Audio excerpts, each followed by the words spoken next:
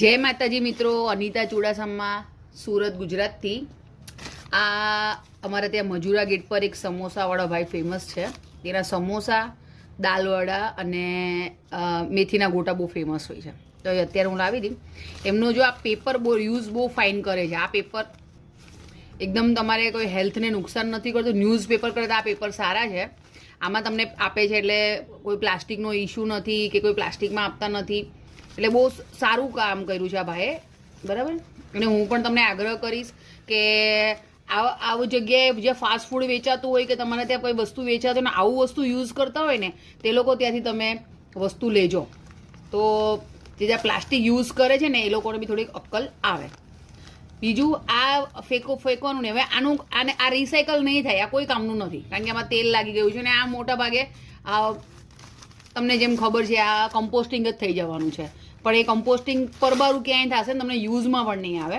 તમે આના પણ પૈસા આપ્યા છે તો આને છે ને પેપરને આવી રીતે ટુકડા કરી નાખવાના. ન્યૂઝપેપર હોય કે આવા કોઈ પણ જે પેપર હોય ને એને આવા ટુકડા કરી નાખવાના.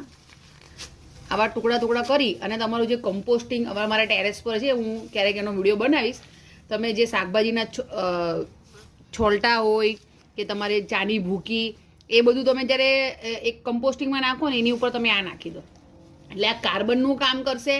આ 10 થી 15 દિવસમાં કમ્પોસ્ટિંગ થઈ જશે અને તમે તમારા પ્લાન્ટ્સમાં પણ નાખી શકો છો. અથવા તમે કોઈ નવું પ્લાન્ટ તમે લાવ્યા હોય તો એના નીચે સૌથી નીચે આ પેપર તમે નાખી શકો. એની ઉપર માટી અને ખાતર છે એ બધું નાખીને તમે નવું પ્લાન્ટ નાખી શકો. કારણ ધીમે ધીમે એની જડ નીચે જશે ત્યાં સુધી આ કમ્પોસ્ટિંગ થઈ જશે એટલે ખાતર બી મળી જશે.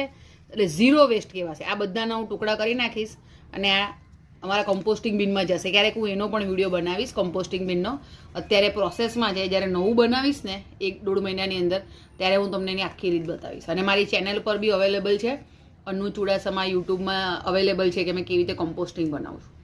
તો થેન્ક યુ ફ્રેન્ડ્સ. લાઇક કરજો, શેર કરજો અને સબસ્ક્રાઈબ કરજો. Thank you.